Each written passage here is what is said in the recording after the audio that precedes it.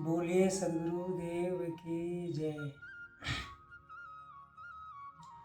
जब समाज में अत्याचार दुराचार बढ़ने लगे तो वैसे परिस्थिति में महाभारत का एक छोटा सा अंश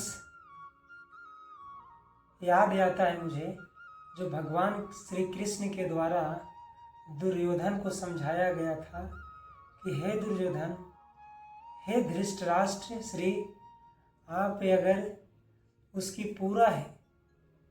पूरा नहीं बंटवारा का हिस्सा दे सकते हो, उसके इंद्रप्रस्थ नहीं लौटा सकते हो, तो उसे केवल 5 गांव दे दो। लेकिन उसे भी देने से इनकार करके और उन्होंने कहा कि सुई का नोक भी नहीं दूंगा,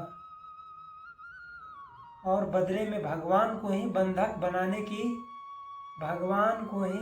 बनाने की प्रयास किया। तो इस पे एक छोटा सा वो महाभारत का अंश है, वो मैं आपको सुनाता हूँ। बरसों तक वन में घूम घूम, बाधा विघ्नों का चूम चूम, सह धूम धाम पानी पत्थर पांडव आए कुछ और निखर, सौभाग्य न सब दिन सोता है, देखो आगे क्या होता है। मंत्री को राह बतलाने को भगवान हस्तिनापुर आए, पांडव का संदेशा लाए, दो न्याय अगर तो आधा दो, पर इसमें भी यदि बाधा हो तो दे दो केवल 5 गांव, रखो अपनी धरती तमाम, हम वही खुशी से खाएंगे, परिजन पर यसी न उठाएंगे। दुर्योधन वह भी दे न सका, आशीष समाज की ले न सका, उल्टे हरि को बांधने चला, जो साध्य था उसे असाधने चला, जो असाध्य साध्य था उसे साधने चला। जब नाश मनुज पर छाता है तो पहले विवेक मर जाता है। हरि ने विष्णु हुंकार किया, अपना स्वरूप विस्तार किया। हरि ने विष्णु हुंकार किया, अपना स्वरूप विस्तार किया। डगमग डगमग दिग्गज बोले, भगवान कुपित होकर बोले, जंजीर बढ़ाए अब साध मुझे, हाँ हाँ दुर्योधन बाध मुझे। हित वचन तू नहीं माना, मंत्री का मैत्री का मूल नहीं पहचाना, तो लो मैं भी अब जाता हूँ, अंतिम संकल्प सुनाता हूँ। आचना नहीं अब रण होगा, जीवन जया की मरण होगा, टकराएंगे नक्षत्र निकर बरसेगी, भू पर वहनी परखर, फन शेष नाग का डोलेगा, विकराल काल मुंह खोलेगा। दुर्योधन रण ऐसा होगा, फिर कभी नहीं जैसा होगा, भाई पर भाई टूटेंगे, 20 बांध बूंद से छूटेंगे, आखिर तू भूसाई होगा, हिस्सा का पर्दाई होगा। थी सभासन लोग डरे, चुप थे या बेहोश पड़े, केवल 2 ही नर अघाते थे, धृतराष्ट्र विदुर सुख पाते थे।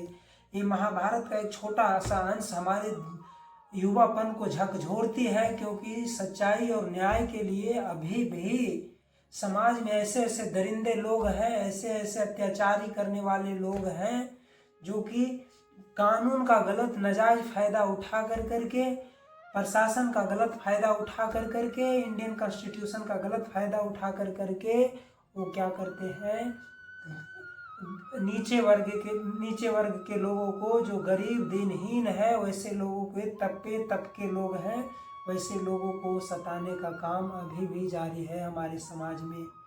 और वैसे लोग अगर तपता चला जाए तो बताइए, फिर तो वही युग वही समय आ जाएगा, क्योंकि उस समय तो एक दुर्योधन हुआ करता था, अभी हजारों दुर्योधन है।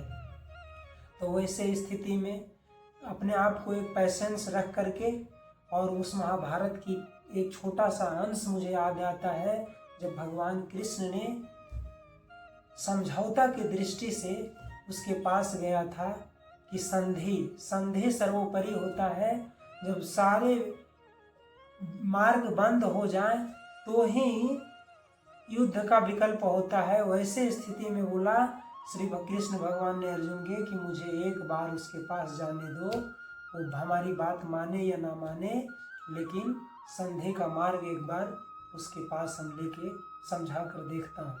जब नहीं माना तो ये छोटा सा अंश जो मैंने सुनाया, तो ये कहीं ना कहीं सच्चाई सच पथ पे चलने वाले इंसानों के लिए उसके अंदर में एक प्रबल शक्ति, प्रखर शक्ति भरता है और उसे हिम्मत नहीं हारना चाहिए, क्योंकि ये तो शरीर का छूटना धरना लगा हुआ है, लेकिन सत्य तो सत्य की कभी हार नहीं होनी चाहिए। सत्य के लिए अगर किसी का प्राण भी चला जाए, किसी का जान भी मेरा अगर जान भी चला जाए तो कोई गम नहीं, क्योंकि कृष्ण भगवान ने दुर्योधन को ये भी समझाया था कि भाई ये जरूरी नहीं कि विजय तुम्हारे हाथ में हो, ये जरूरी नहीं कि विजय तुम्हारे हाथ में हो, लेकिन अपना कर्म करो।